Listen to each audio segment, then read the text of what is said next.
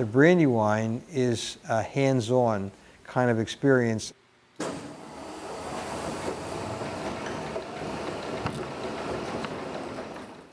The press that's there is a press that really doesn't exist anymore. It's now an archival press that now becomes this extraordinary resource because what gets made on it is now so rare. It preserves a certain kind of history without it being old-fashioned. So the material that's getting produced on it is modern, but the richness and the quality of the printmaking that happens on it is now unique and becomes more rare as it gets developed. And the opportunity for artists to come and experiment on this machine, which is obviously a machine that still works very well, is a unique experience in America. And this one right here. And this one. Okay. Brandywine is a place where artists can connect and experiment and do things that they could never do in their own studio. This is Cedric Huckabee, and this is the 99%, and they're portraits of 102 people who he drew as he observed them.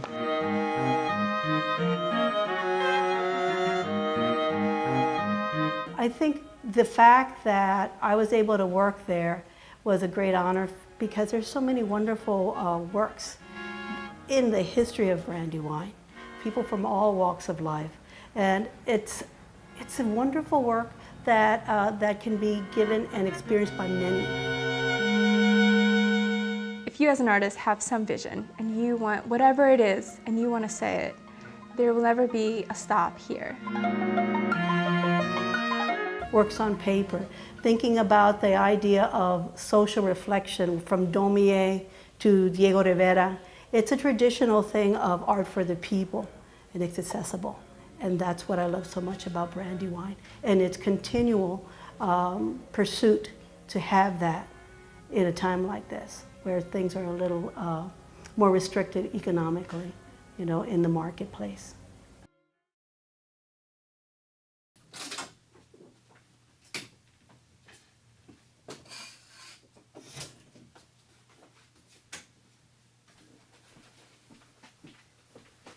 In this room, I walk and there are dozens and dozens of flat files and hundreds of drawers. I thought, where could I begin? I have no idea how to begin. I'm looking at this room and I'm flabbergasted.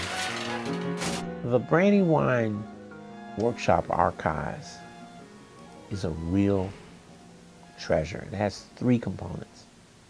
It has the papers, which is the history of Brandywine and the history of the artists that have worked with Brandywine. It has the artwork, which is the prints that were produced during the Visiting Artists program.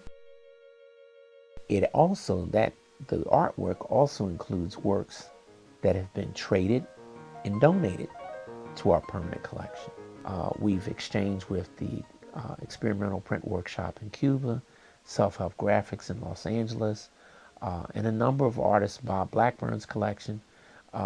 We've taken on collections of other print workshops and individual artists. And so it's a rich collection of woodcuts, lithographs, etchings, monoprints, collage prints. And it really is like a survey of printmaking in the United States in the second half of the 20th century.